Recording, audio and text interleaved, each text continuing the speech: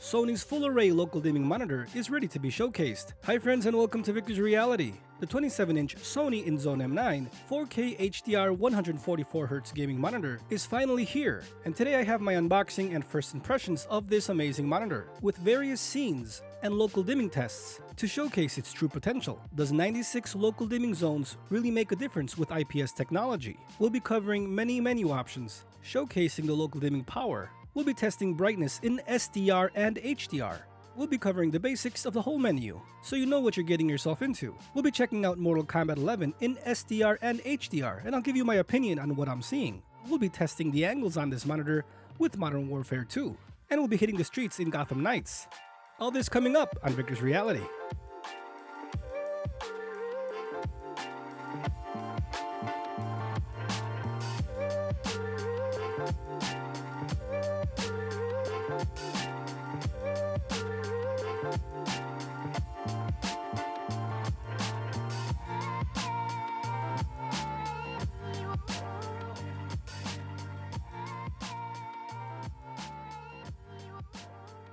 Friends, if you find this video helpful, please hit that like button as it helps the channel tremendously so more people can see it to help them make that awesome buying decision. Consider subscribing if you want to see more information on this Sony INZONE M9 gaming monitor. Consider becoming a channel member so you can unlock new emotes, and it helps support the channel tremendously. So check out the live streams on the weekends. I can't wait to see you there. Starting off with the unboxing, friends. It comes with a minimalist design. You can see easily.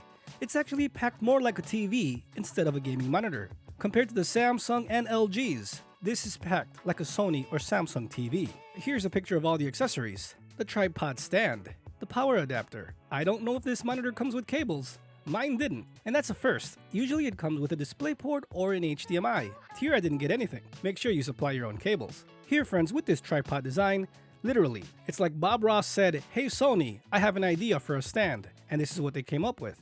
Plus the third leg looks like the PlayStation 5. I don't know what Sony was thinking, but it is what it is. We're really here for the display, not the actual stand.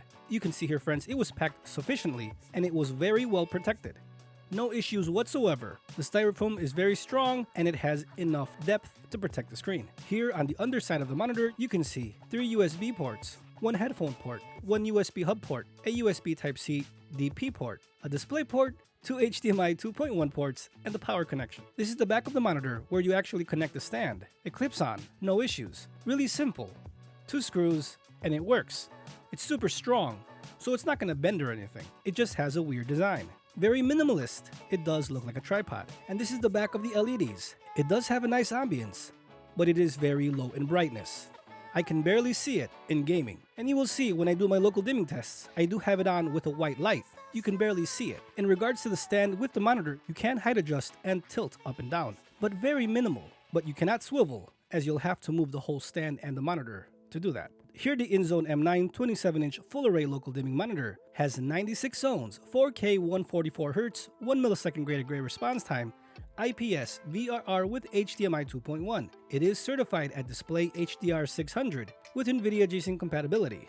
It's perfect for PlayStation 5. So let's get into some local dimming tests, as that's the main feature of this monitor. We want to find out if the 96 zones really does make a difference with IPS technology. You can see here friends, it does have 96 local dimming zones by way of 12 horizontal and 8 vertical. So far in my testing, the transitions is very smooth and very fast. This is a worst case scenario as it's a little dot on a black background. The good thing is the zones actually turn off. It's the best IPS monitor that I own with local dimming power, especially 96. The G3223Q 950 has 32, so 96 does make a huge difference. Here I'm showing you the 12x8 so you can count them for yourself in case you needed this info. 12 horizontal, 8 vertical. Here I'm going to show you what local dimming off, low, and high does. This is off, this is low. You can see it does dim it. But if we go to high, it dims it even more and actually turns off. That is the amazing feature of this monitor. In the best case scenario, the zones are small enough that there's very minimal blooming in this specific picture with the menu. Now you will see blooming because remember, this is not mini LED in the sense that it has 576 or over 1000 zones. So keep that in mind. This is IPS technology with 96 local dimming zones. It's better than the LG Ultragears of this year. But will it beat the Cooler Master GP27U? I don't think so. nor does it stand a chance against the mini LED power of the Neo G7 or Neo G8. But with this specific scene, with my Starfield video, this is what we have to deal with on this specific monitor with 96 zones. Now, in case you're wondering, I've tested this with mobile phones on my S95B and QN90B. On my QN90A, I get a ton of blooming, so I know this picture is working to test blooming or the contrast or black areas of a scene. So this is an accurate picture on this specific monitor with local dimming on high. The zones are too big, or there's not enough zones that the actual dark space can't get black. But it looks really pretty. Unfortunately, 96 zones is not enough. Now for this scene, we're going to go back and forth. In one scene, I'm going to raise the ISO. And when we transition, this is basically the best you're going to get out of this monitor in these kinds of specific scenes. There is blooming, but it's really controlled. It's not crazy, example like a QN90A TV from Samsung, but it's there, and I'm showing you here. This is the worst case scenario. I find this picture amazing for what it does. I'm super happy. I'm so impressed with this monitor. It's bright enough for IPS technology. And until we get more mini LED monitors here on the channel, this is the best IPS monitor that I own currently. It's the brightest, has the most contrast, and the saturation is just amazing. In terms of picture quality, the Sony M9 is the best. Now let's take a look at some real-world scenes. Like Night Cities.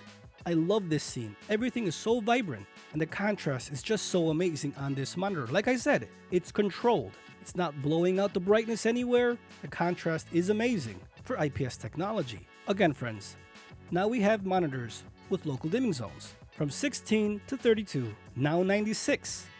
Mini LED introduces 576, and the Neos introduce it at 1,196 zones. More zones equals more depth, so keep that in mind when you're buying a monitor. These do beat the LG Ultragears, but of course the Ultragears have other pros, which make it compete. Now in another of my videos, I specifically put this scene because when you look at her nose in other inferior backlight monitors, there's a smudge and then it clears up. It's like if the backlight is trying to turn on, it shoots out too much power, then it controls itself and tones down the image. As you can see, this monitor has no issues whatsoever with the backlight.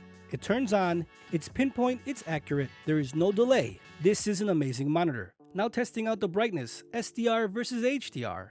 This is a 25% window, 422 on the left versus 762 on the right. Now at a 50% window, we have about 440 on the left versus 792 on the right. Now at a 100% bright widescreen window, we have about 445 to 450 on the left and 818 on the right. I don't know how exactly Hardware Unboxed or Artings test their monitors. The metadata with their devices and scenes that they're seeing could be different. But if we versus this versus Artings, my numbers are higher in SDR but a bit lower in HDR. This is just more or less to give you an idea. This is on game 1 with 100% brightness, but it seems that HDR has a set preset on this monitor, so more testing has to be done, but it's very close. Panel variance may happen.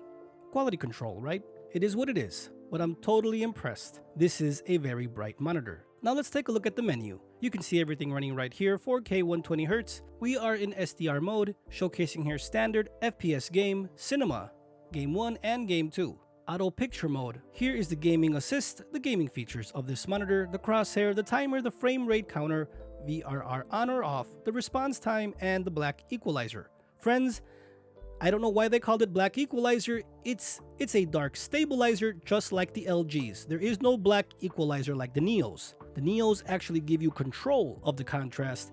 This just lets you see shadow detail. That's it. They should have called it shadow detail stabilizer or dark stabilizer. It is not a black equalizer like the other monitors. You can see cinema preset is locked. Only brightness and local dimming is able to be changed. Just like HDR, same thing. Game 1, Game 2, you can change some things, and FPS really elevates the shadow detail. It looks like to number 3. So that's if you want to see the shadow detail like in a first-person shooter, but it washes everything out. I just keep this on Game 1, and I'm happy. Now with the inputs, we have HDMI 1, 2, the DisplayPort, the USB-C, DP Alt Mode, the Auto Select option, if you want to enable it or not, control for HDMI, and the DP version number. in case you have compatibility issues, you can put it to 1.2. Here with the USB hub, we have the KVM switch 1 and 2 and the USB charge, if you want the USB to power your devices. Here we have audio, which let me tell you, the speakers on this monitor are the worst I have ever heard. The speakers sound so tinny, or so tiny, in a sense, tinny, with high treble, and there's no way to adjust anything, just the volume. I'd rather have it off all the time. Honestly, I didn't even know it had speakers until I actually live streamed and I heard an echo in the room, and it was the speakers on this monitor. Just mute it. Trust me, your ears will thank you. Here with the personalized, you can have the power LED on or off, and you can change that backlighting. And with the others, you have the DDC, software version, eco mode, text magnification, screen reader, and the factory reset. Here at 120Hz, we're playing Modern Warfare 2, and I just want to show you the angles. It's kind of funny how I have to grab the middle leg, right? I have to grab it to turn it, because that's how you do it. Now, before I give you my opinion on the stand, let me grab the third leg, and let's test out the wide viewing angles. As you can see, friends, it's a standard IPS monitor with great viewing angles from the side. Let me tilt it a little bit more. You can see everything's still visible, and it'd be awesome to test this against the ATW polarizer of the LG Ultragears, among other IPS monitors. But the monitor is bright.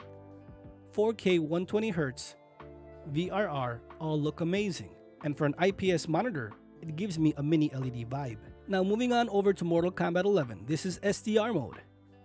I am totally surprised and totally happy. I love this game. And the pixel density of 27 inches at 4K is noticeable versus the LG and Neo's 32-inch 4K monitors that I own. I can honestly say it does look clearer. Not necessarily better, but it's clearer. Here, friends, with HDR mode. To be honest, I would rather play this in SDR. Reason being is that in HDR, even though with the 96 local dimming zones, friends, the IPS technology is apparent. It does not get inky like the Neos. So if you have a Neo G7 or 8, your monitor easily beats this in terms of picture depth. But what are you gonna do? That's the limits of the technology. Even 576 zones IPS will have a different look than over 1000 zones VA. IPS versus VA will always come into account, even when zones are involved. And I don't know, it's just that this monitor's HDR capabilities, while beautiful and bright, it just makes everything look a little bit washed versus SDR. So I'm just giving you my honest opinion. We will be testing out many more games in SDR and HDR in the coming weeks. So consider subscribing, friends, if you want more information on this amazing monitor. I love this monitor, but I'm just being honest. When I see other monitors and comparing them, that's what I've been able to notice. Now moving on over to Gotham Knights. This is an SDR. Look how beautiful everything looks. It looks amazing. Look at her hair. The glow of her hair looks really vibrant with this 95% of the DCI-P3 color coverage. Friends, look at that contrast that we're seeing here in SDR mode. It's beautiful. There is no trail, no smear, no nothing.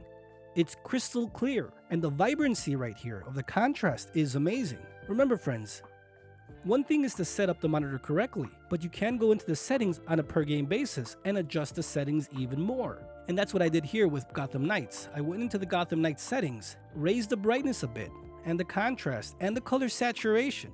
Because if you don't want to change the monitor because you like the look of it, sometimes certain games look duller than others, so you just have to adjust it on a per game basis. You can see right here, everything is crystal clear. The shadow detail is perfect. I can see everything without it being washed. It is not washed. It looks beautiful. Kind of like Cyberpunk, but soon we'll check out that game. Now in this first impressions video, I'll give it to you like it is. The stand looks like a tripod. It limits you on what you can do with the monitor. It doesn't wobble, I just don't like the look of it. Number 2, the joystick nub for the menu system. It's too sensitive and my fingers slide all the time, missing the button. I don't like that. Compared to other monitors, it's too big, it feels too cheap. The speakers are trash on this monitor. That's the easiest thing I can say that's very bad on this monitor. The speakers are trash. Don't get this for the speakers. It's nice to have, but I'd rather have it in silence than even have them on. They sound so tinny, like in a tin can. It hurts my ears. And the cable management system is next to non-existent. You can see I tried putting it in between the little hole. 2 cables max, maybe 3. Other than that, you can't fit any more. What I love about this monitor, the 96 zones with this IPS technology works really well. It's not mini LED territory, but it's better than the LG Ultragear's 32 zones. It is amazing and it will improve the picture of your current content. The brightness is amazing, 450 to 500 nits. In SDR mode, looks amazing in every single game I've been able to put on it. Yes, in SDR mode, it does look brighter than the Neos and the LG, but the Neos destroy this with the peak highlights, which we will be able to get in a future versus video, friends. I love showcasing the technology to help you make that awesome buying decision.